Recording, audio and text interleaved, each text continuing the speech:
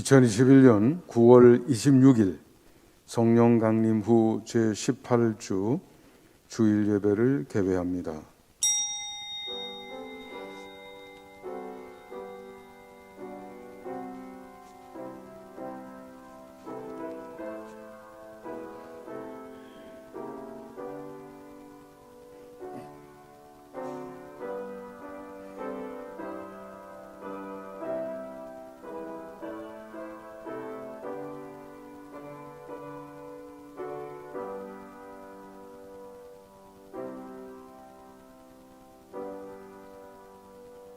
할렐루야. 주 우리 하나님 곧 전능하신 이가 통치하시도다. 우리가 즐거워하고 크게 기뻐하여 그에게 영광을 돌리세. 아멘.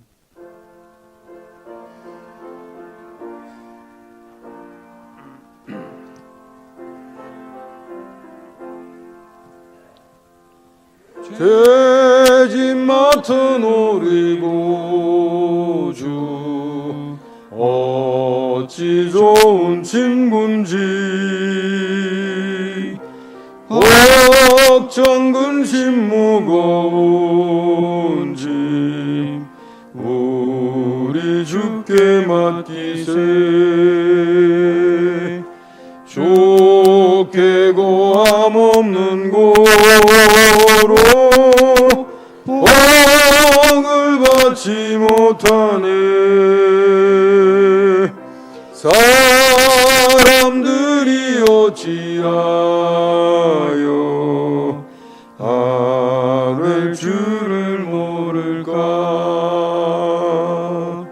시험 걱정 모든 괴로움 없는 사람 누군가. 보질없이 낙심 말고 기도드려 아뢰세. 이런 진실하신 친구 찾아볼 수 있을까. 우리 약함하시오니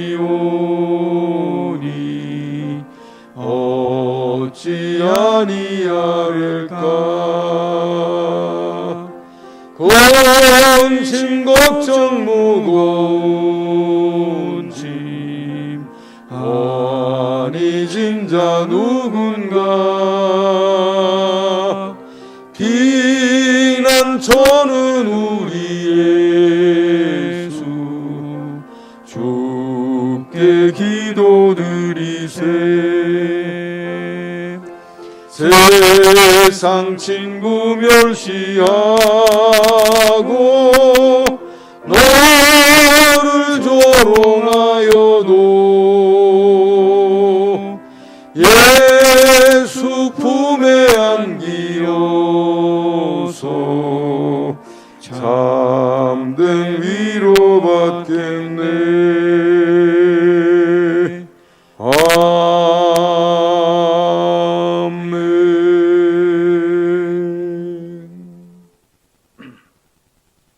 여호와여 의의 호소를 들으소서.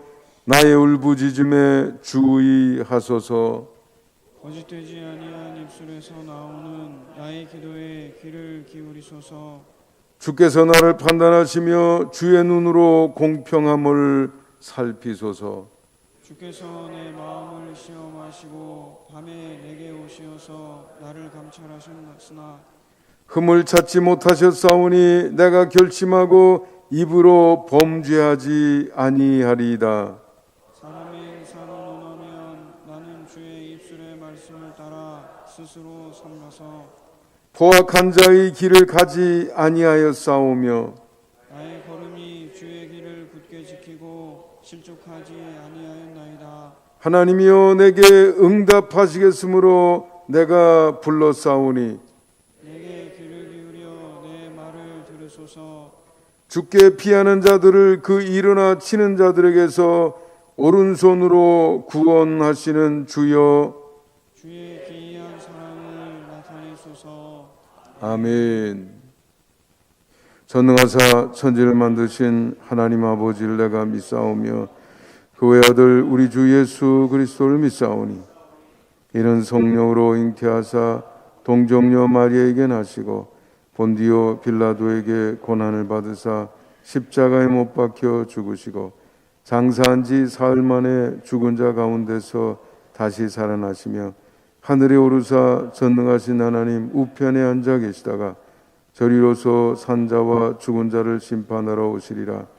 성령을 믿사오며 거룩한 공회와 성도와 서로 교통한 것과 죄를 사해 주시는 것과 몸이 다시 사는 것과 영원히 사는 것을 믿사옵나이다. 아멘.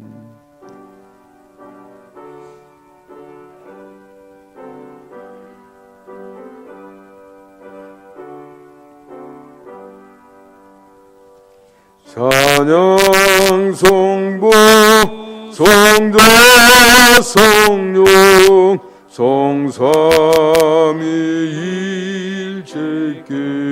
성삼위일체께 영원 무궁하기까지 영광을 돌리세. 영광을 돌리세. 아멘.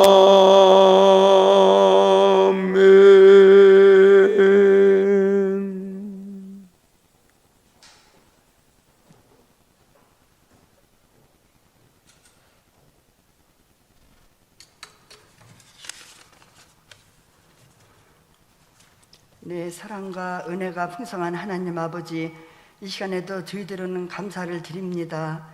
저희들 어둠 속에서 하나님 아버지를 모르고 헤매는 저희들을 그냥 내버려 두지 아니하시고 소망의 빛을 보여주시고 새 생명 주심을 감사드립니다.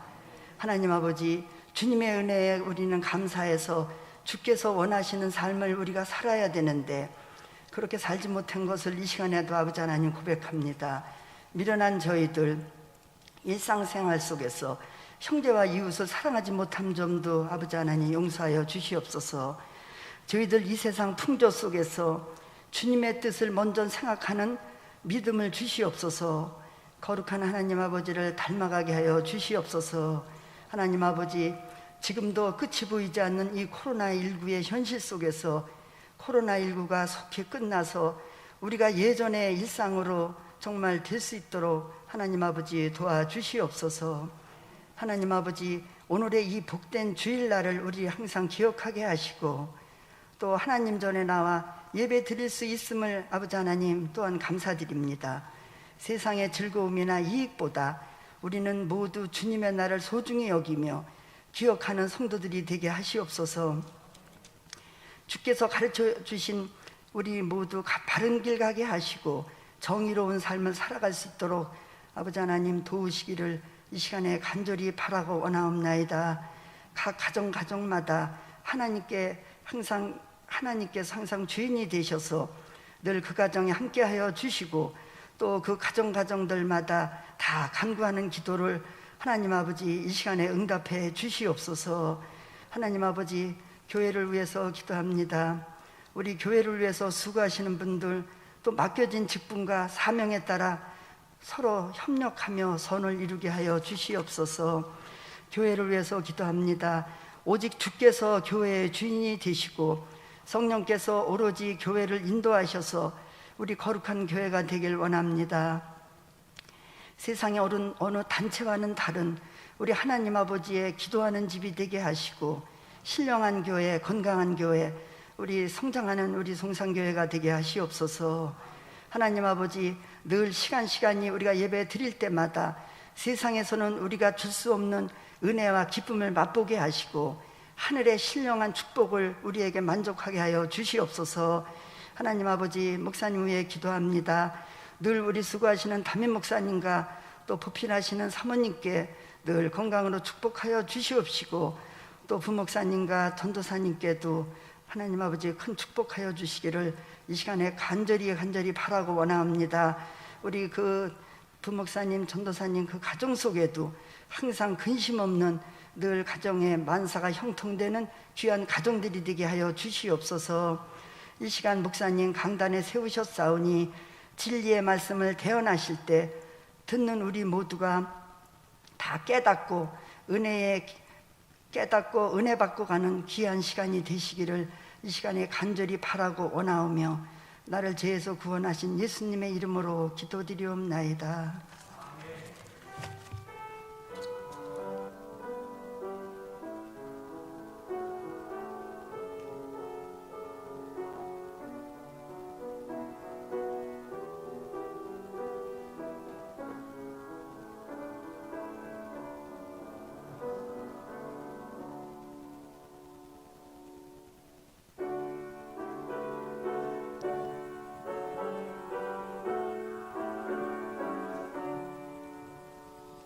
내게 있는 모든 것을 아낌없이 드리네. 사랑하고 의지하며 주만 따라 살리라. 주께 드리네, 주께 드리네. 사랑하는 구주 앞에 모두 드리네. 내게 있는 모든 것을 겸손하게 드리네. 세상 욕심 멀리하니 나를 받아주소서. 주께 드리네, 좋게 드리네. 사랑하는 구주 앞에 모두 드리네. 내게 있는 모든 것을 주를 위해 드리네. 주의 성령 충만하게 내게 내려주소서. 주께 드리네, 주께 드리네. 사랑하는 구주 앞에 모두 드리네.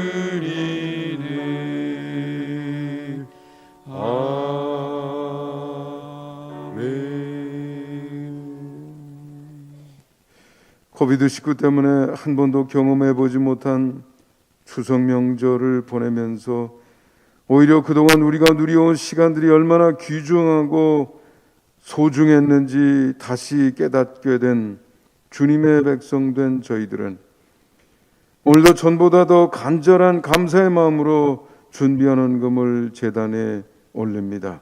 11전금, 감사헌금, 일천번제헌금, 선교헌금, 건축헌금 이 모든 것을 받으시고 흠양하여 주옵소서. 우리의 소원과 간구도 받으시고 응답하여 주시고 복 내려 주옵소서. 우리의 삶의 문제는 해결되게 하시고 무거운 짐은 벗어버릴 수 있게 하여 주시옵소서. 성경에 이르시고 약속하신 대로 들어와도 복을 받고 나가도 복을 받는 삶이 되게 하옵소서. 오늘도 구하오니 하늘의 신령한 복과 땅의 기름짐의 복과 신상의 건강의 복으로 주님의 백성들 가운데 충만케 하옵소서. 우리 주 예수 그리스도의 이름으로 축복하며 기도하옵나이다. 아멘. 교회 소식을 나누는 시간입니다. 주님 앞에 나와 예배드리는 모든 성도님을 사랑하고 축복합니다. 오늘은 성령 강림 후 제18주이고요. 우리의 삶은 성령님과의 동행의 삶이어야 되겠습니다. 동행이라는 것은 항상 보조를 맞추고 서로의 뜻을 살피고 이러는 노력이 필요하겠죠. 나 혼자 집중해서 내 갈 길만 가면 동행이 아니겠습니다. 그래서 여러분 성령님과의 동행의 삶을 발전시키고 아주 저절정에 이르게 되시기를 주님의 이름으로 축원합니다.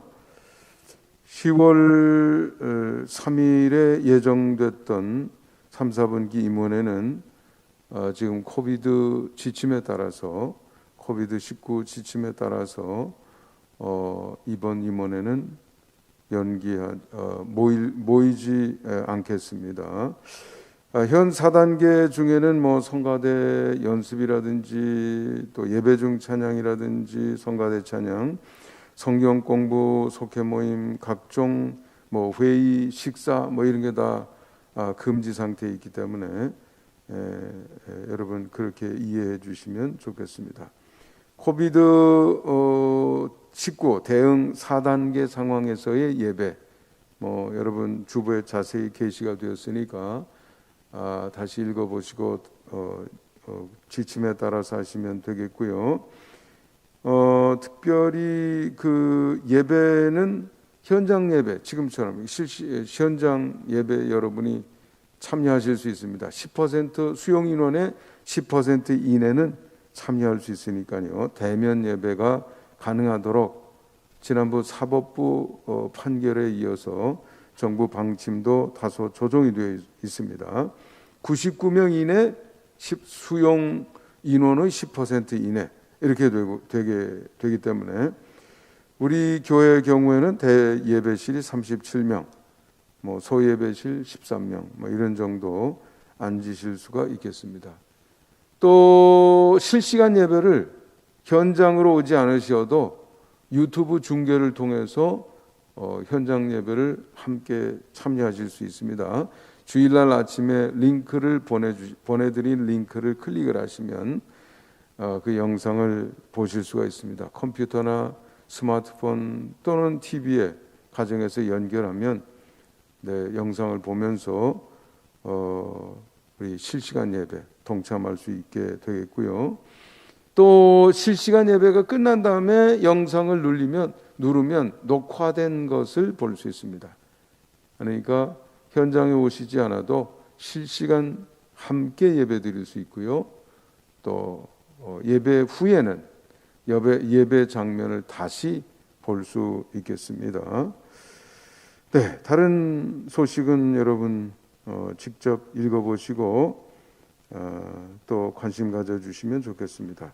군복무 중인 우리 형제들 기억해 주시기 바랍니다. 강신호, 박우성, 임대환, 임재영, 윤태혁, 임상현. 금년에 고3 수험생들이 있습니다. 오은수, 전수빈. 기도해 주시면 감사하겠습니다. 오늘 성전 꽃꽂이는 신운수 집사님 따님 김미희 성도님의 결혼을 기념해서 우리 신운수 집사님이 봉헌해 주셨습니다. 행복한 삶이 되시기를 바랍니다. 네. 성경 봉독 하겠습니다. 야고보서 5장 13절부터 20절까지입니다. 너희 중에 고난당하는 자가 있느냐 그는 기도할 것이요 즐거워하는 자가 있느냐 그는 찬송할지니라. 너희 중에 병든 자가 있느냐 그는 교회의 장로들을 청할 것이요 그들은 주의 이름으로 기름을 바르며 그를 위하여 기도할지니라. 믿음의 기도는 병든 자를 구원하리니 주께서 그를 일으키시리라. 혹시 죄를 범하였을지라도 사하심을 받으리라. 그러므로 너희 죄를 서로 고백하며 병이 낫기를 위하여 서로 기도하라. 의인의 간구는 역사하는 힘이 큼이니라. 엘리야는 우리와 성정이 같은 사람이로되 그가 비가 오지 않기를 간절히 기도한즉 3년 6개월 동안 땅에 비가 오지 아니하고 다시 기도하니 하늘이 비를 주고 땅이 열매를 맺었느니라. 내 형제들아 너희 중에 미혹되어 진리를 떠난 자를 누가 돌아서게 하면 너희가 알 것은 죄인을 미혹된 길에서 돌아서게 하는 자가 그의 영혼을 사망에서 구원할 것이며 허다한 죄를 덮을 것임이라. 아멘. 하나님의 말씀입니다. 아멘.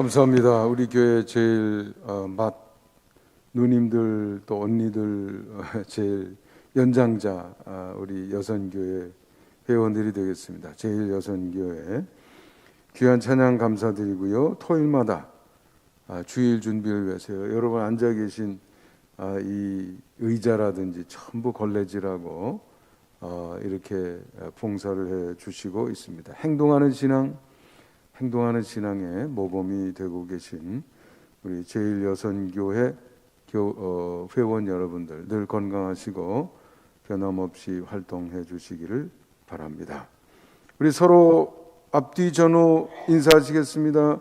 항상 건강하고 행복하세요.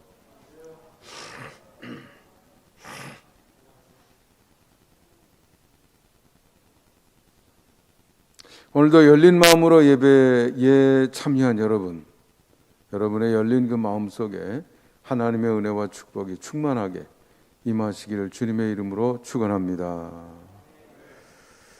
네, 오늘은 5가지 동행 자세 이런 제목으로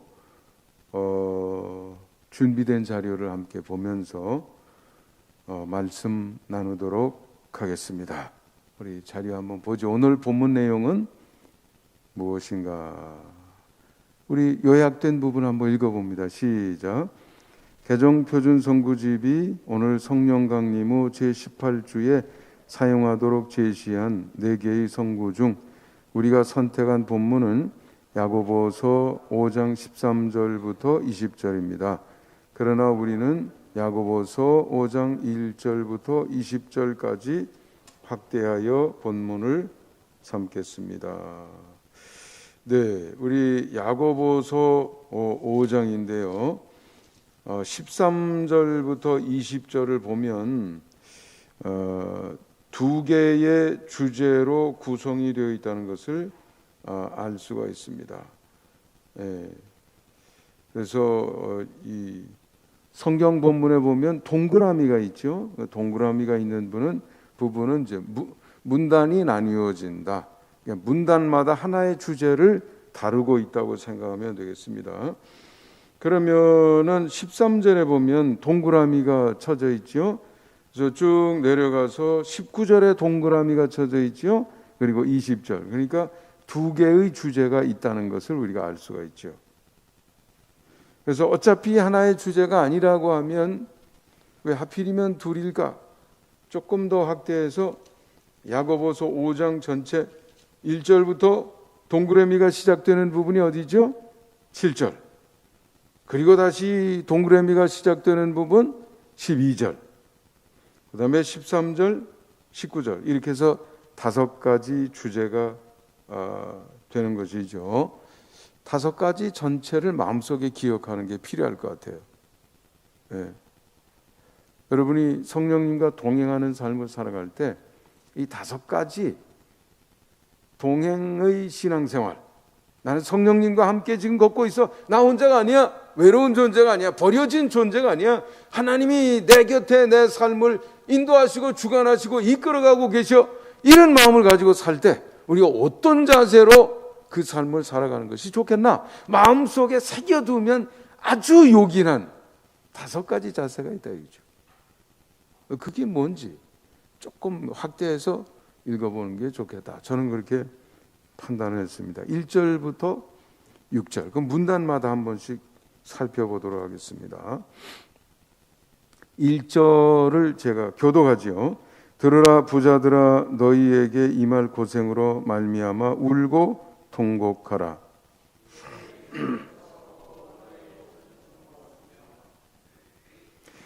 너희 금과 은은 녹이 슬었으니 이 녹이 너희에게 증거가 되며 불같이 너희 살을 먹으리라. 너희가 말세에 재물을 쌓았도다.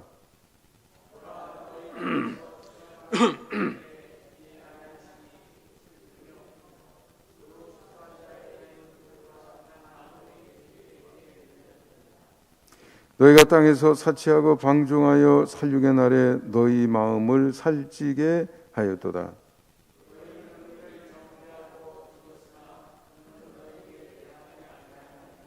네. 여기 보면 재물 욕심 거기에 이렇게 아주 몰두되어 있는 것을 경고하고 있습니다. 부의 축적에 인생의 목적을 둔 사람들에 대한 경고, 뭐 이렇게 말할 수가 있겠죠. 재물, 물질, 부, 뭐 은, 금, 상징적인 말들이죠. 이 절대 가치가 아니라는 거예요. 물론 가치가 없다는 뜻은 아니죠. 그거 훌륭한 목적을 위해서, 아니 하나님의 뜻을 위해서 사용되면 요긴한 물건들이지만, 그러나 하나님의 뜻보다 더 위에 올라가게 되면 그것은 우상이 되는 거죠. 예수님이 지적하셨잖아요. 하나님과 겸하여 재물을 섬길 수 없다. 그런 현상이 일어나고 있기 때문에 예수님이 지적하고 계신 거거든요. 그러니까 예수님이 지적하신 바로 그 부분을 다시 여기서 강조하고 있는 것입니다. 네. 그 재물을 위에다 두면 그것이 우리를 구원할 수 있겠냐? 심판의 날에 우리를 구원할 수 있겠냐 이거죠. 그건 때가 되면 썩을 수도 있고 사라질 수도 있고 소멸되는 거고, 또는 정작 우리의 필요에 도움이 되지 않는, 병원에 들어가서 죽을 병에 걸렸는데 재물이 많으면 뭐 하겠어요? 네, 그런 상황이 되는 거죠. 그런데 그 재물을 위해서 품꾼 일을 시키고 삭도 안 주고, 이런 삶은 이건 말이 안 된다. 네. 땅에서 사치하고 방종하게 되겠지만 살육의 날이 기다리고 있다. 그런 사람에게는요, 마지막 종말 하나님의 심판 이런 것이 살육의 날이 되는 거예요. 끔찍한 일이죠. 하나님의 뜻을 따르고 하나님을 우선으로 하며 하나님의 지휘를 받는 동행의 삶을 산다고 하면 그날은 승리의 날이 되겠죠. 인정받는 날이 되겠죠. 그동안 내가 땀 흘리고 이 선한 싸움 싸우기 위해서 외롭기도 하고 외톨이가 되기도 하고 그런 시간들이 많았는데 등 두들겨 주실 테니, 상급을 주실 테니, 힘들었던 거 버티며 이기며 하나님의 뜻을 실천하며 살았는데 잘했다는 하나님의 인정의 말씀을 우리가 듣게 될 터이니 그날은 축복의 날이 될 수 있겠죠. 네. 그러니까 오늘 여기에 함몰되지 말고, 그래서 재물 이런 거 섬기고 정욕을 따라 살아가지 말고 살육의 날이 축복의 날이 되도록 마지막 종말을 내다보면서 지혜롭게 오늘을 살라고 하는 말씀이라고 하겠습니다. 그 다음 우리 보죠. 7절부터 11절까지 교독하시겠습니다. 그러므로 형제들아, 주께서 강림하시기까지 길이 참으라. 보라, 농부가 땅에서 나는 귀한 열매를 바라고 길이 참아 이른 비와 늦은 비를 기다리나니,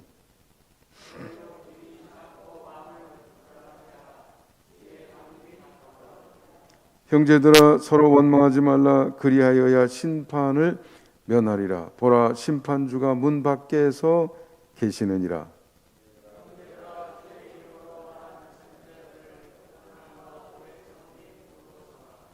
다 같이 보라, 인내하는 자를 우리가 복되다 하나니 너희가 욥의 인내를 들었고 주께서 주신 결말을 보았거니와 주는 가장 자비하시고 긍휼히 여기시는 이시라. 네, 아멘.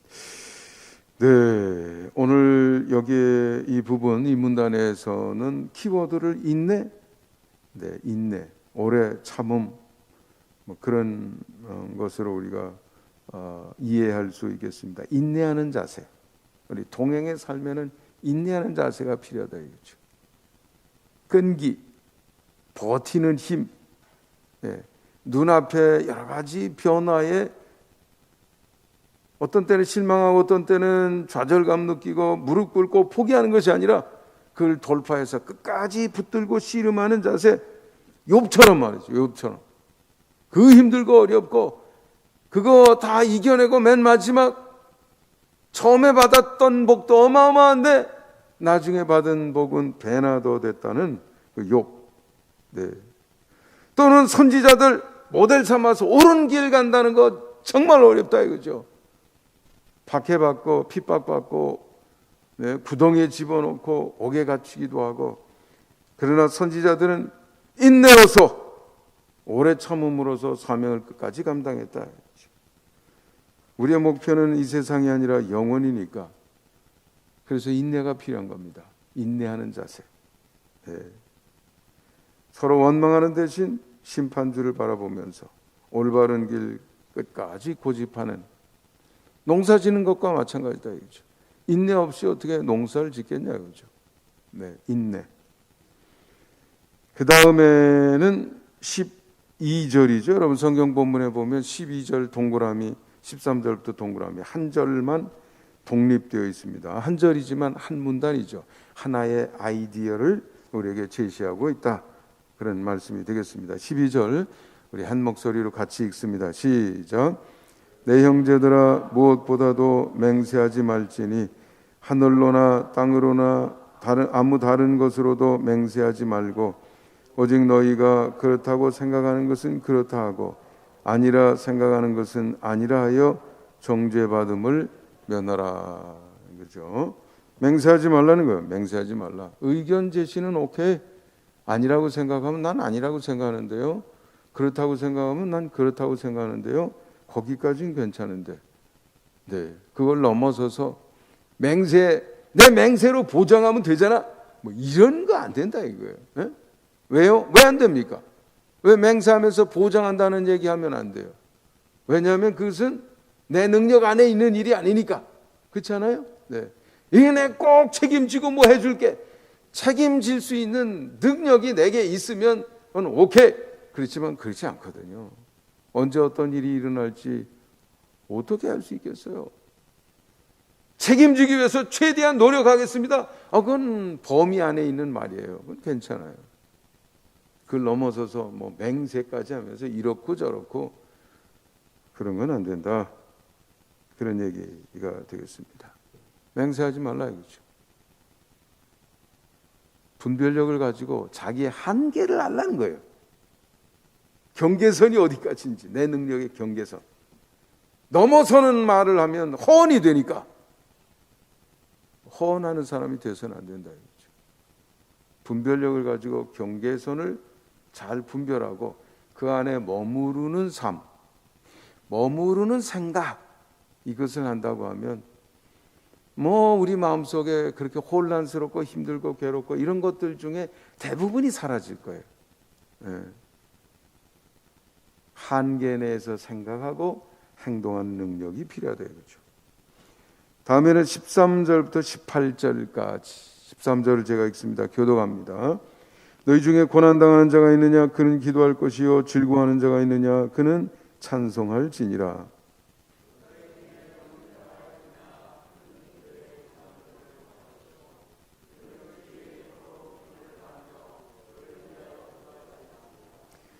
믿음의 기도는 병든 자를 구원하리니 주께서 그를 일으키시리라. 혹시 죄를 범하였을지라도 사하심을 받으리라.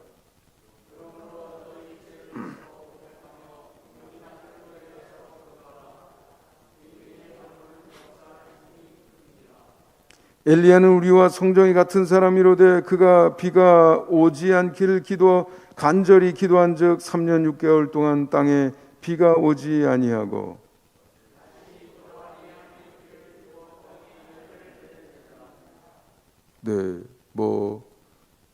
비교적 이 5장에서 가장 익숙한 부분이죠. 우리 가장 많이 다루는 말씀 중 하나고 우리 한국교회에서 강조하는 부분 중에 하나라고 볼 수 있습니다. 기도하라는 것이죠. 병들었을 때 기도하라는 것이죠. 어려움이 있을 때 기도하라는 것이죠. 고난당할 때 당황하지 말고 기도로 접근하라는 것이죠. 서로 기도해 주라는 거죠. 의인의 기도는 능력이 있다는 거예요. 왜냐하면 하나님이 인정해 주시니까, 응답해 주시니까. 하나님의 응답이 기도하는 자의 능력으로 나타나게 되는 것이겠죠. 특별히 교회 지도자들에게 부탁하여 기도를 받으라. 믿음의 기도는 하나님이 들으신다. 예수님 말씀하셨죠. 기도, 강조, 기도. 믿음이 겨자씨만큼 있어도 하나님 앞에 기도하고 간구하면 산도 들어서 여기서 저기로 옮길 수 있다. 엘리야를 샘플로 들었습니다. 엘리야가 기도했을 때 3년 6개월 동안 비가 안 왔어요. 엘리야가 다시 기도하니까 3년 6개월 비가 안 오던 그 땅에 비가 다시 내리게 됐다. 기도. 동행자의 삶은 기도입니다. 기도는 동행 파트너 하나님을 생각하게 하고 어려움이 있을 때 나 혼자 감당하는 것이 아니라 그분과 협력해서 그분의 뜻을 따라 그분의 역사하심을 따라 문제를 바라보고 문제를 이해하고 문제를 풀어갈 수 있게 해주는 가장 중요한 방법이다. 그런 의미가 되겠습니다. 19절, 20절 19절을 제가 읽겠습니다. 내 형제들아 너희 중에 미혹되어 진리를 떠난 자를 누가 돌아서게 하면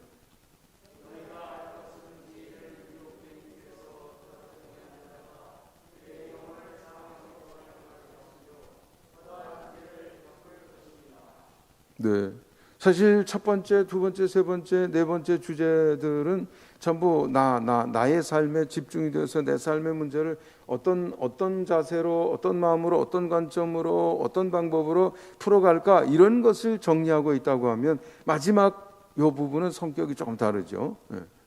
나의 문제에 머무르지 말고 눈을 들어서 이웃을 보라는 거예요. 특별히 여기에 진리를 떠난 자들 이런 특정한 상황을 얘기하고 있습니다만은 눈을 들어서 내 주변에 있는 사람이 이웃이에요. 나 이외에 다른 사람은 여기서 말하는 이웃에 해당이 되는 겁니다. 내 옆에 있는 사람이 이웃이죠. 부부가 있을 때 남편, 아내, 자녀가 있으면 부모님, 자녀, 길 가다가 함께 지나가는 어떤 사람, 버스에 탔으면 옆에 앉아 있는 사람, 뭐 다 이웃이죠. 주목하라는 겁니다. 하나님의 뜻을 따라 그들에게 선을 베풀라는 것이죠. 그리고 가장 우리가 행할 수 있는 최고의 선은 그 사람을 멸망으로부터, 사망으로부터 구원하는 일이 될 줄 믿습니다.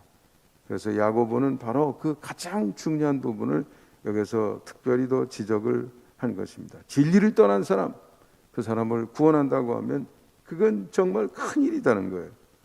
왜냐하면 그 영혼을 사망에서 구원하는 일이니까. 예. 그러니까 나에게만 머물러 있지 말고 동행의 삶 여정에서 눈을 들어서 주변을 바라보라죠. 주변. 내가 행할 수 있는 선이 있나? 네, 오늘도 내가 베풀 수 있는, 내가 감당할 수 있는 하나님이 원하시는 그런 아름다운 일이 뭐 좀 없을까? 늘 그런 마음을 가지고 살아가는 것이죠.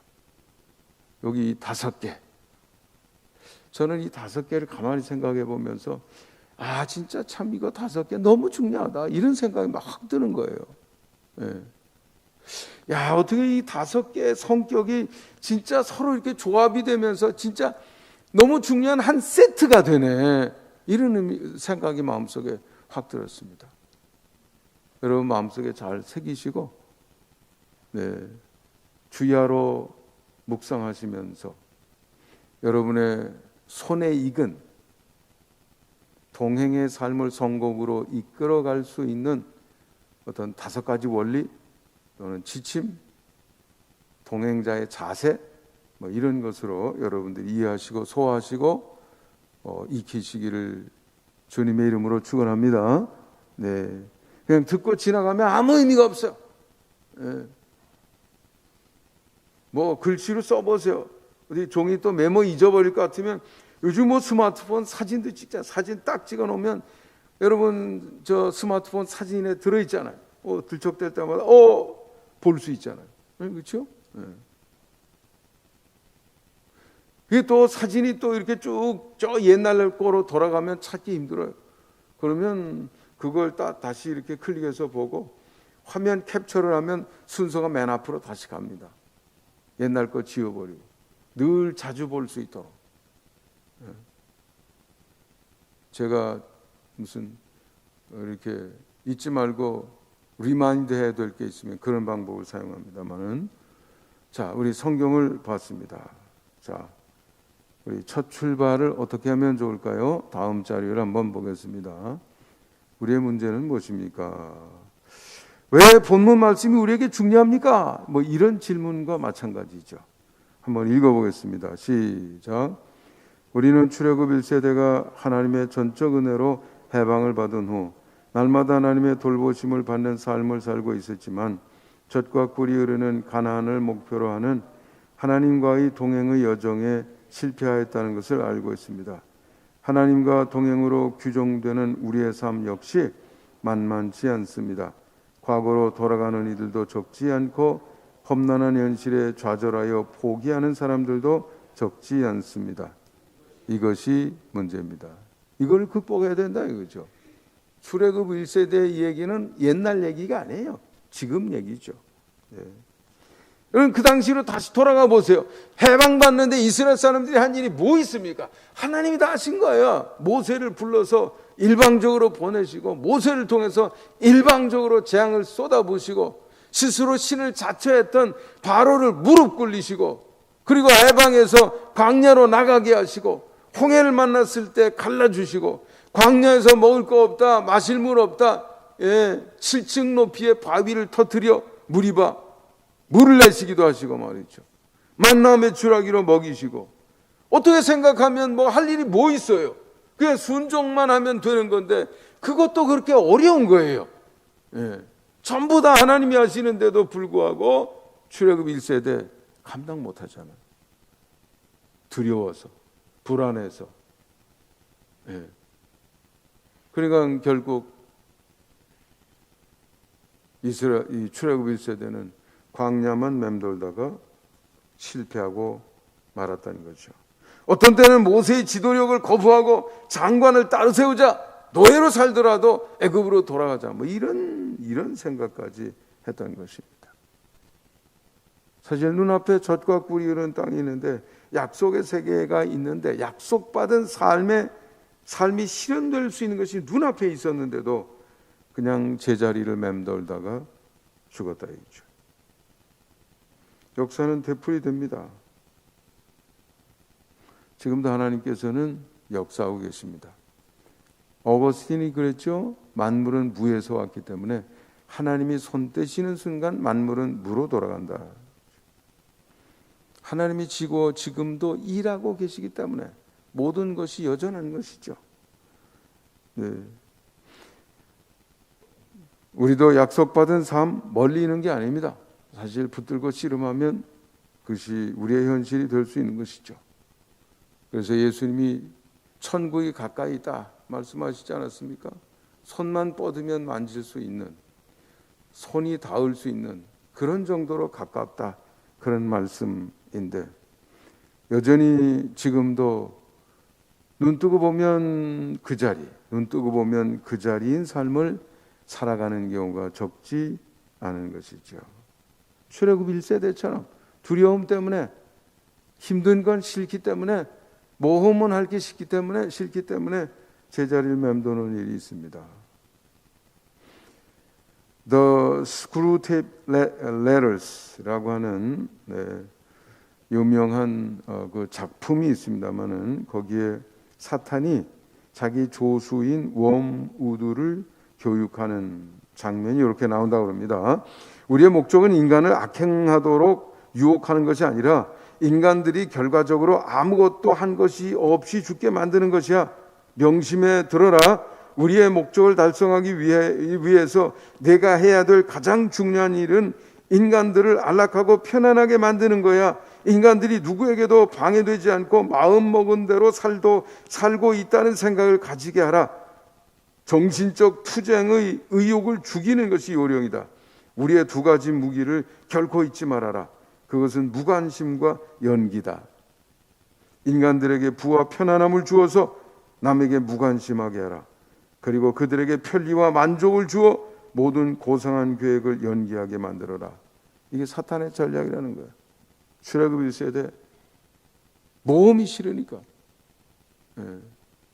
도전이 싫으니까, 그러니까 요단강 건너기를 포기했던 것이죠. 사탄의 작전은 지금도 그렇게 진행이 되고 있고 성공하고 있는 듯 한 것이 우리 현실입니다. 그래서 우리는 동행이 키거든요. 하나님이 함께 하시는데, 아니 구름 기둥 불 기둥 역사하시는데, 만나 매출하기로 역사하시는데, 동행의 능력만 갖추면 하나님이 벌써 다 지휘하시는 거 아니에요. 결과도 책임져 주신다고 얘기했는데 왜 못 가냐 이거죠. 그래서 우리는 우리 스스로를 다시 점검하고 동행의 능력을 회복하는 것이 필요하다. 다음 자리 한번 보겠습니다. 우리가 해야 될 일은 무엇입니까? 한번 읽어보죠. 시작.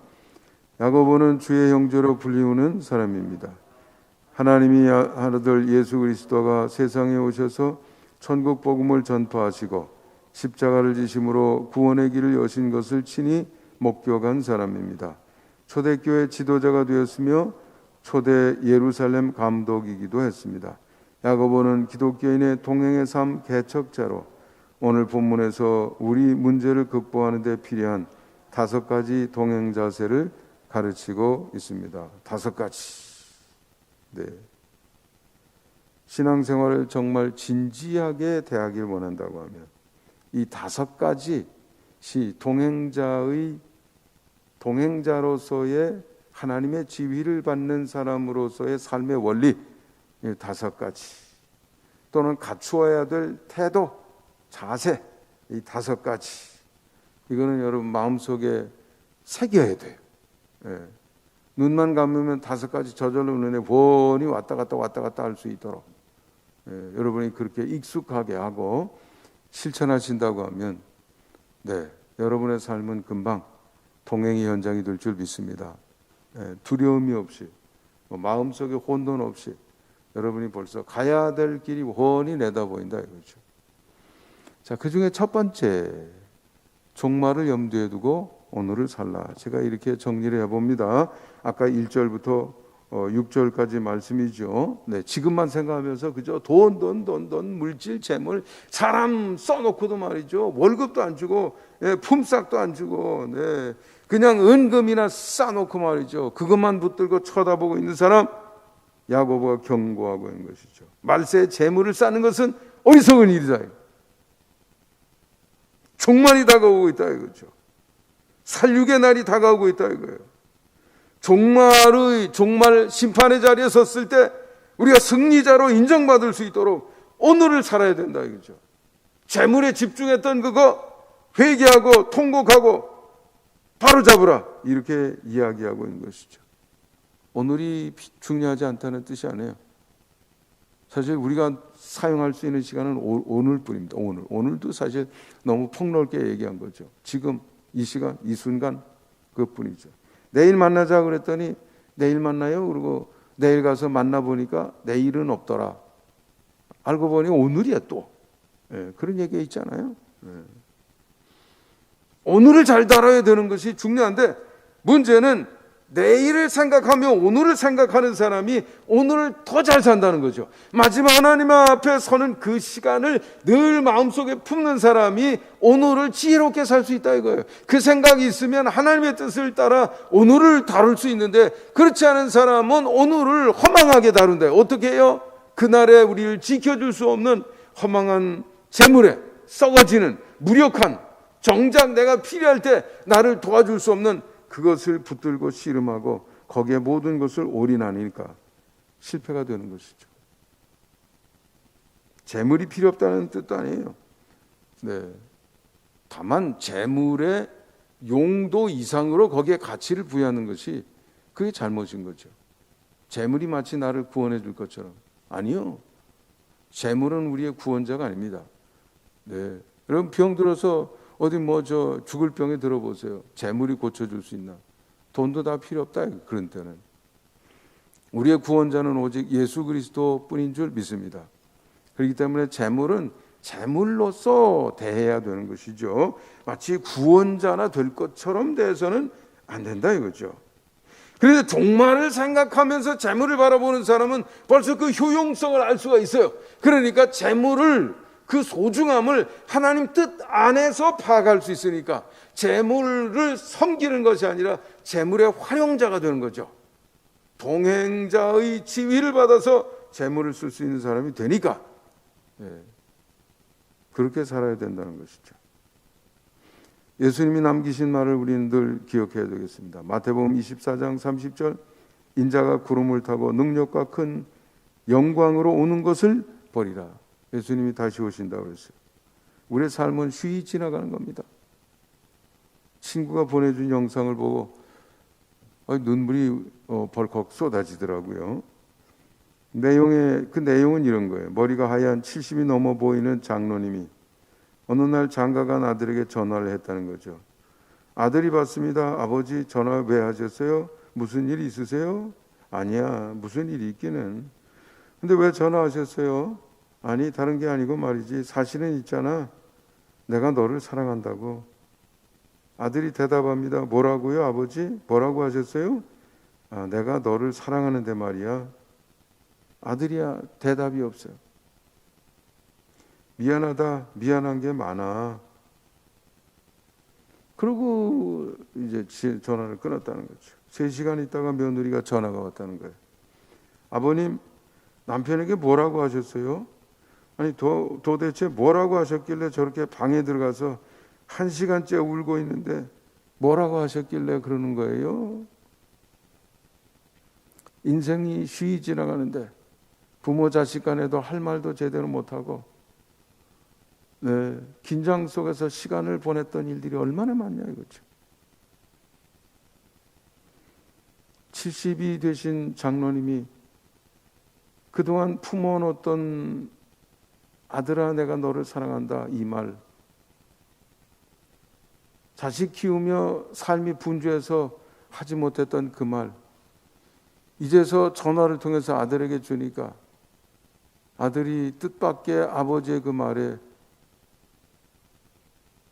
눈물을 펑펑 쏟으면서 자기 방에 들어가서 1시간째 울고 있다는 거예요.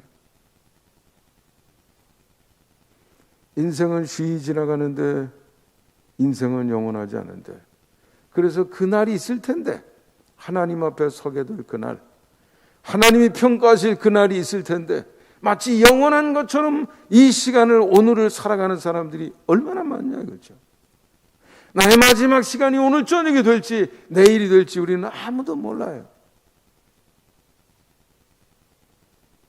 그래서 동행자의 첫 번째 원칙은, 자세, 마음가짐은 종말을 염두에 두고 오늘을 살아라 했죠.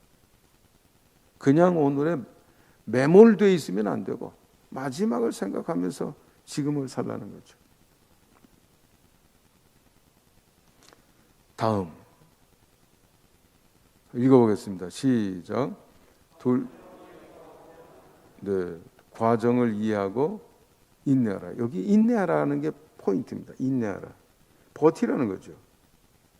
끈기를 가지라는 거죠. 동행의 삶의 순간에도 힘들고 어려울 때가 너무 많은 거예요.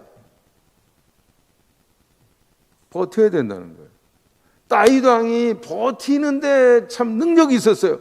사울에게 쫓기는 시간만 10년이 되는데, 여러분 그 순간 이 광야 저 경야, 이굴 저굴, 심지어는 외국에 망명 갔다가 거기서도 골리앗 죽인 그 다윗 아니야? 이래서 침을 질질 흘리고 미친 사람 흉내를 내고 그 긴 시간 버텼잖아요. 그래서 지금의 다윗이 된 것이죠. 버티는 거. 야고보는 농부 얘기를 본문에서 합니다. 농부는 버티기 없으면 농부할 수 없어요. 봄에 씨를 뿌렸다고 해서 뭐 잠시 들여다보면 뭐 번쩍번쩍 천둥번개 치면서 뭐 거기서 역사가 일어나나요? 내일 와봐도 어때요? 똑같아요. 한 달 뒤에, 한 주 뒤에 온다고 뭐 무슨 결과를 얻어요? 아니면 한 달 뒤에 오면 결과를 얻어요? 아니면 뭐 무슨 한 계절 지났다고 결과를 얻나요? 봄에 심어서 가을에 수확한다고 했을 때 절기도 몇 번씩 지나가야 되는 거 아니냐 이 말이죠. 그렇기 때문에 끈기, 인내, 버티기 이거 없이는 농사도 못 져요. 하물며 하나님의 지위를 받는 우리의 삶이겠느냐라는 것이죠. 네. 그 순간순간에는 그냥 농사지는 사람, 아유 뭐 오늘 와봐도 고마워요, 내일 와봐도 고마워요, 이거 크긴 컸나 뭐 이럴 때가 얼마나 많냐 이거죠. 우리 사는 것도 똑같지요. 제가 미국 갔을 때, 우리 아이들 데리고 미국 갔을 때 알파벳도 또 뭘 제대로 못 가르치려면 그냥 오라 그래서 그냥 갔더니 선생님을 따로 붙여줬는데 나쁜 선생님을 만나가지고 애들 뭐 말도 안 통하니까 그냥 놀게만 보내둔 거예요. 근데 교장 선생님이 온다고 그러니까 막 책을 나눠주고 뭐 공부하는 흉내를 내서, 그때 얘네들이 알아차린 거죠. 집에 와서 설명을 하면서 우리 선생님 이상한 선생님이라고. 그때 제가 아이들 데리고 영어 ABCD를 가르치기 시작했습니다. 힘들고 어려웠던 때가 많았죠. 한 달이 지난다고 뭐 인생 뭐 갑자기 뭐 달라지나요? 아무것도 없어요. 네. 어려운 시간들 저는 공부하고 우리 집사람은 샌드위치 가게 다니고 신문들도 돌려보고 청소도 해보고 하루하루가 힘들었던 시절도 있었죠. 하루 지난다고 달라지는 게 있는 게 아니에요. 한 달이 지난다고 달라지는 게 아니에요. 한 계절이 지나간다고 달라지는 게 아니에요. 한 해가 지나가도 달라지는 게 아니에요. 두 해, 세 해 늘 그 자리인 것처럼 느껴질 때가 많아요. 그러나 지금 생각해 보면 그게 다 과정이었습니다. 지금의 모든 것은 천지 차이니까. 네. 그 과정, 긴 과정을 거쳐서 저는 뭐 어렵고 힘든 거, 좋은 길 이런 걸 선택하진 않지만 그래도 자식은 내 책임이니까 자식 잘 되길 바라는 마음은 있었어요. 우리 광님께서 장학금을 주고 목사님이 러시아 모스크바에 광림 선교센터 짓는데 거기 책임자로 가라고 그랬는데 제가 대답을 못 드렸어요. 그때 스트레스를 너무 싫다 소리를 내가 못 하겠더라고요. 받은 은혜도 있고 그런데 그때 제가 무게를 자식들에게 더 두었습니다. 자식은 내가 하나님 앞에서 내가 책임져야 될 대상이니까. 이제 와서 ABCD 가르치다 말고 또 거 가서 러시아 말 가르친다는 건 내가 이해가 안 됐어요. 얼마나 스트레스를 받았는지 그냥 볼이 막 쏟아지는 것 같고 혈압이 올라가지고 뭐 약이 소용이 없어요. 약이 소용이 없더라. 그래서 스트레스는 진짜 무서운 겁니다. 백약이 소용이 없어요. 그래서 제가 결단하고 죄송합니다, 못 가겠습니다. 그리고는 그 기획실에다 전화해서 목사님께 내가 이렇게 말씀드렸는데 장학금 받는다는 건 내가 체면이 안 되니까 그동안 보내던 장학금 이제 중단하세요. 보내지 마세요. 목사님 원하시는 일을 안 하기로 결정했으니까 내가 안 받겠습니다. 그때 안 받았죠. 근데 지금도 보면 금년에도 우리 딸이 일하는 그 클리블랜드 병원은 여전히 미국에서 두 번째로 좋은 병원이고 우리 아들은 일 중독에 빠졌어요. 밤낮 없이 잠도 못 자고 그래 엄마가 늘 저러다가 병 나면 어쩌나 늘 걱정하고 있는데 하도 걱정을 하니까 아들이 어머니 너무 걱정하지 마세요. 저는 뭐 지금 은퇴해도 뭐 애들 키우고 죽을 때까지 하루 세 끼 먹는 거 다 준비해 놨어요. 걱정하지 마세요. 이런 여러 가지 결과를 보게 될 때 그때는 힘들고 어려우면서 하루 1년, 2년 지나도 뭐 늘 그 자리에 있는 것 같았는데 사실은 그게 하나님이 농사꾼이 뿌린 씨를 익혀서 가을에 열매를 만드는 봄, 여름의 과정이었다는 거죠. 저는 그 순간에 할 수 있는 일이 없었어요. 내가 무슨 변화를 만들어낼 수 있는 게 없었어요. 그러나 하나님이 다 하셨다 이거죠. 버티는 일이 그래서 중요합니다. 버텨야 돼요. 조금만 해도 흔들리고 뭐 이래서는 안 돼요. 버티는 사람에게만 기적 같은 놀라운 역사가 일어나게 될 줄 믿습니다. 버텨야 돼요. 이것처럼 중요한 게 없습니다. 과정을 이해하고 그리고 버티고 인내하고 끈기를 가지고 고집하는 신앙에는 그게 있어야 됩니다. 다음 세 번째. 한번 셋째 읽어보겠습니다. 시작. 자신의 한계를 생각하여 행동하라. 네, 11절에서 야고보가 이런 교훈을 주죠. 맹세하지 말고 오직 너희가 그렇다고 생각하는 것은 그렇다고 하고 아니라고 생각하는 것은 아니라고 하여 정죄받음을 면하라. 예수님이 산상수훈 마태복음 5장 33절부터 37절에 주신 교훈이죠. 네, 맹세하지 말라. 도무지 맹세하지 말라. 오직 너희 말은 옳다 아니라 하라. 이것에서 지나는 것은 악으로부터 나오는 것이다. 저는 요점을 이렇게 파악합니다. 맹세 장담하는 행동 하지 말라는 것이죠. 왜냐하면 맹세로 장담한 것을 책임질 수 있는 존재가 우리는 아니기 때문에 옳은 건 옳다, 아니라는 건 아니다. 내 생각은 그래, 내 생각은 아니에요. 요거까지는 괜찮지만 그것을 넘어서는 것은 내 경계선을 넘어서는 일이다 이거죠. 경계선을 넘나드는 것은 옳지 않다. 자신의 한계를 알고 그 안에 머물러서 그만큼 생각하고 그만큼 행동하게 되면 그러면 마음의 평정이 오고요. 지혜가 분별이 생기고요. 네. 동행이 순탄해집니다. 자꾸 거길 넘어가서 하나님을 지휘하려고 하면 역할이 바뀌는 것이죠. 그 역할을 잘 분별하는 것이 중요하다 이거죠. 이 원리만 지켜도 마음의 평화를 누릴 수 있고요. 결과와 상관없이 담대함으로 오늘을 살아갈 수 있습니다. 왜냐하면 내 역할만 하는 게 내 역할이니까. 결과는 하나님이 하시는 일이니까. 나는 옳게 살았는데도 이 정도예요. 뭐 그래서 어땠어요? 그건 하나님이 하실 일이에요. 지금은 이 정도인데 하나님이 나중에 어떤 걸로 예배해 주셨는지 어떻게 한다고 그런 판단을 하냐 이거예요. 그러니까 뭐 그런 거 생각할 필요가 없다 그렇죠. 이런 사고방식을 여러분의 삶에 자꾸 반영한다고 하면, 그렇다고 하면 여러분의 삶이 차원이 달라질 수 있는 것이죠. 저는 그래서 여러 가지 그런 제 삶의 고백들을 이런 정신에 따라서 합니다. 예를 들어서 뭐 오늘 저녁 죽어도 감사한다. 제가 그런 말 자주 하잖아요. 오늘 저녁 죽어도 난 감사해요. 뭐 왜요? 오늘 저녁 죽을지 내일 저녁 죽을지 내가 결정하는 게 아니에요. 그건 하나님이 주시는 거라고 봤을 때 그럼 감사하고 받아들이지요. 뭘 그걸 뭐 연연할 게 뭐 있어요. 넌 여기까지야. 아 그래요? 아멘. 이렇게 사는 거 아니겠어요? 먹고 사는 것도 세 끼 있으면 세 끼 먹고 두 끼만 먹게 되면 두 끼 먹고 한 끼 먹을 밖에 없으면 한 끼 먹고 없으면 안 먹고 얼마나 편하고 쉽고 좋습니까? 네.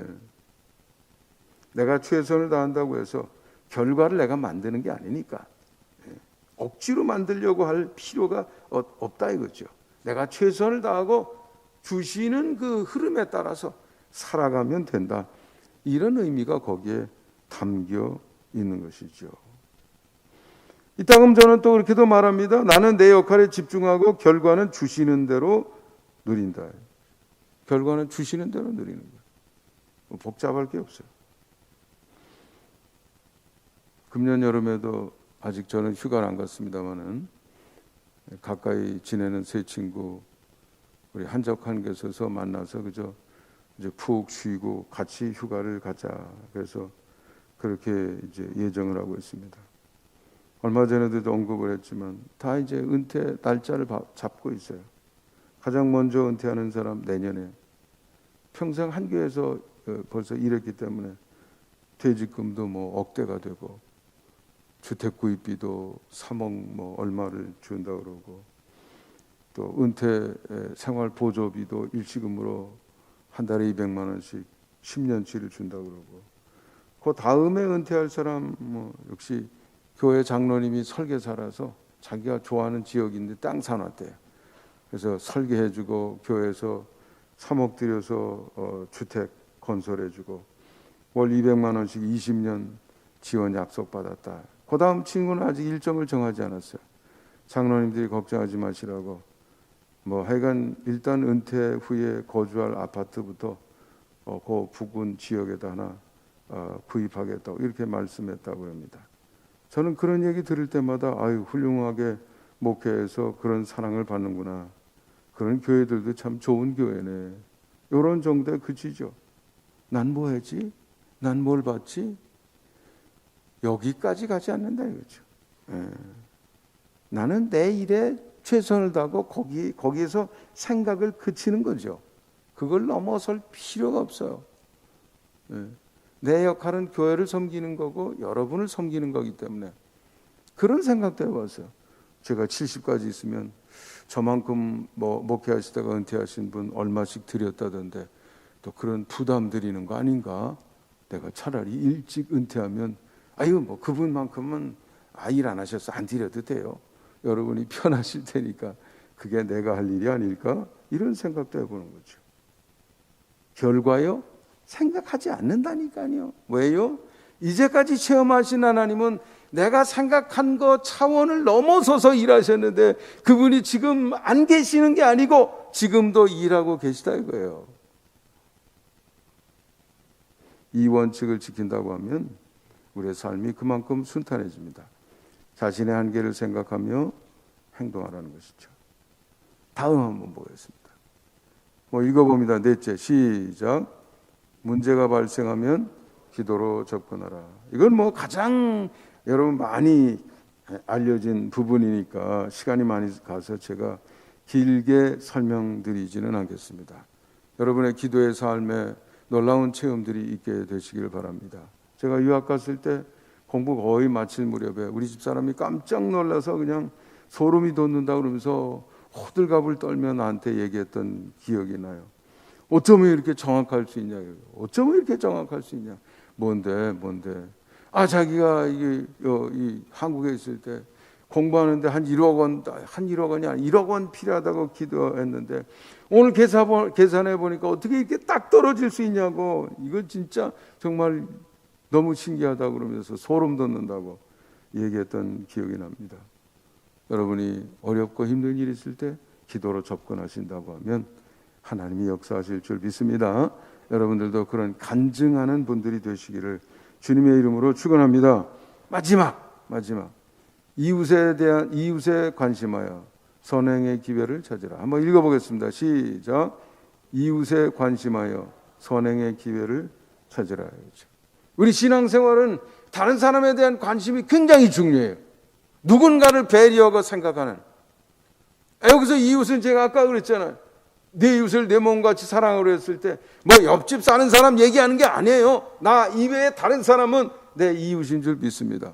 남편에게는 아내, 아내에게는 남편. 누구든지 내 주변에 있는 사람 다 이웃인 거죠.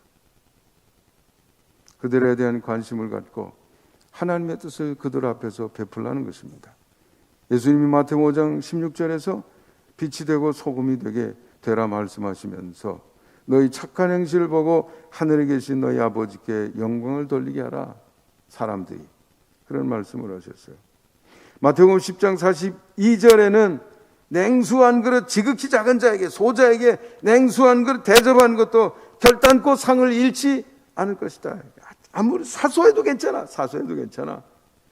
위대한 일만 하려고 그러지 말고 작은 일도 괜찮아. 내가 사랑의 마음을 가지고 배려하고 행동하는 것이 있다고 하면 하나님이 기억하실 거야. 이렇게 말씀하신 거죠. 여러분이 그렇게 사시기를 바랍니다. 남을 배려하고 행동을 하는 거죠. 눈에 띄면 행동하는 거죠. 저는 화장실 갔다가도 손잡이 지저분한 거 닦고 앉았어요. 누군가를 위해서 들어왔을 때 기분 좋으라고. 오늘 아침에도 여기 데크에 테이블 제가 먼지 닦고 빨래 해서 그 옆에 걸어놨습니다.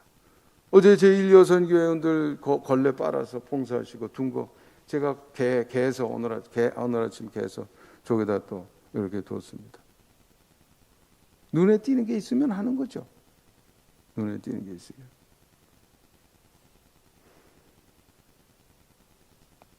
우리 이병영 목사님하고는 제가 전에 한 8, 9년 같이 있었던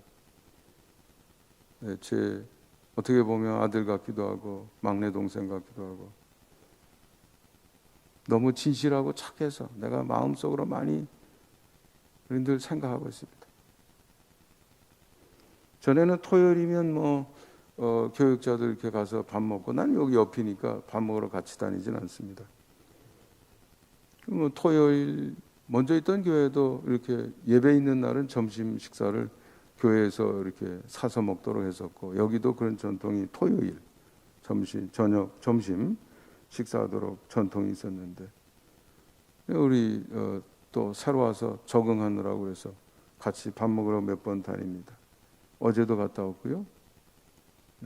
교회에다가 재정 청구해도 되지만 그냥 우리가 냈어요. 우리 집사람 해서 대접하고 이렇게 섬기는 것을 즐겨하는 거죠. 내가 계산하지 말고 나는 하나님의 뜻에 순종하면 채우시는 것은 하나님이 하실 줄 믿습니다. 그러니까 무슨 선행을 거대한 걸로 생각할 필요가 없어요. 며칠 전에는 어느 분이 요 식당에 커피 잡숫고 그거 그냥 커피 가루고 다 그냥 있어요. 설거지 제가 했지요. 닦아서. 눈에 띄면 그냥 하는 거예요. 뭐 그렇게 불편할 필요가 뭐가 있겠습니까? 우리 그리스도인 예수님이 원하시는 만큼 이웃을 섬기며 살아가고 있냐 이거죠. 오래전에 불편한 마음으로 들었던 얘기가 있습니다. 어떤 사람이 직장에 가는데 진짜 섬기는 사람이 하나 있는데 불교 다닌다는 거예요. 왜 그러냐면 불교에서는요, 자기가 행한 만큼 지금 죽으면 다음에 또 인간으로 태어나야 되는데 환생해야 되는데 내가 착한 일을 안 하면 동물이 될지 뭐가 될지 모른다는 거예요. 그래서 그렇게 열심히 아이간 우리 그리스도인은 저리 가라는 거예요. 아이 참. 여러분 무슬림 요즘 이렇게 영상에서 잔인한 거 얘기만 보지만 무슬림 그 지역에 중동에 가서 살던 사람 얘기 들어보면 엄청 착하대요. 왜 그런지 아세요? 그 사람들이 구원받는데 7가지 길이 있는데 무조건 구원받는다는 거는 그 지하드, 이 성전에 참여해가지고 뭐 순교하는 거.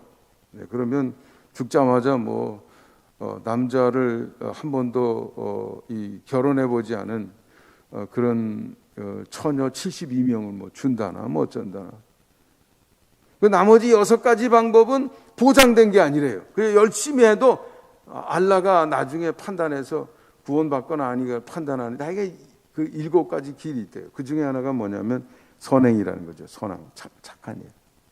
구원받기 위해서 착한 일을 그렇게 한다는 거예요.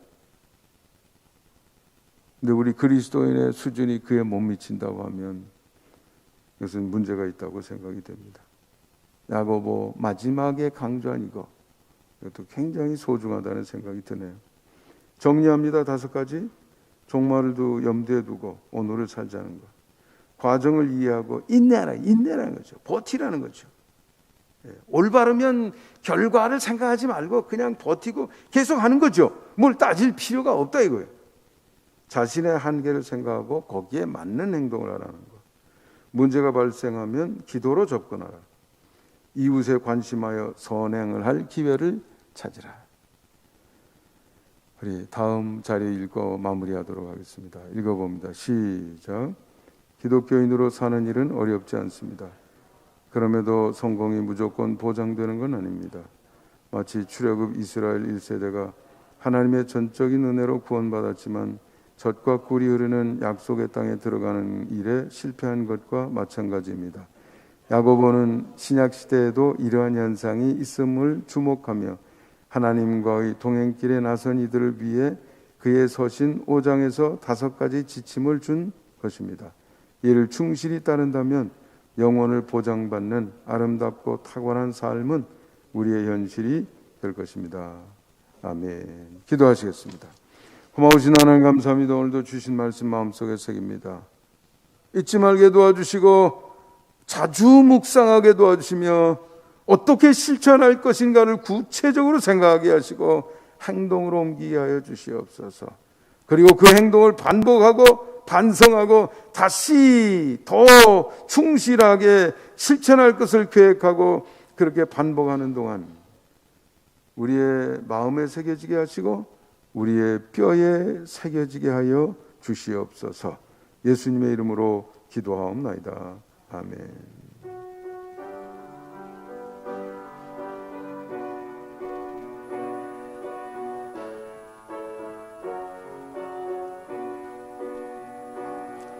너의 가는 길에 주의 평강이 있으리. 평강의 왕 함께 가시니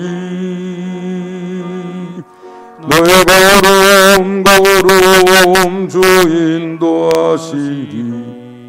주의 강한 손 너를 이끄시리.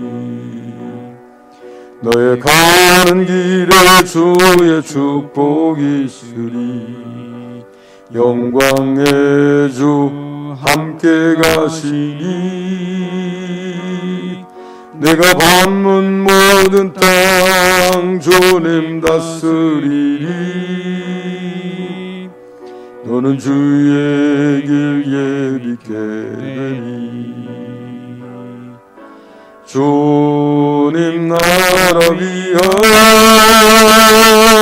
길 떠나는 나의 형제요 주께서 가라시니 너는 가라 주의 이름으로 거칠은 광야 위에 꽃은 피어나고 세상은 내 안에서 주님의 영광 보리라. 강하고 담대하라. 세상 이기신 주 늘 함께 너와 동행하시며 내게 새 힘을 주시리.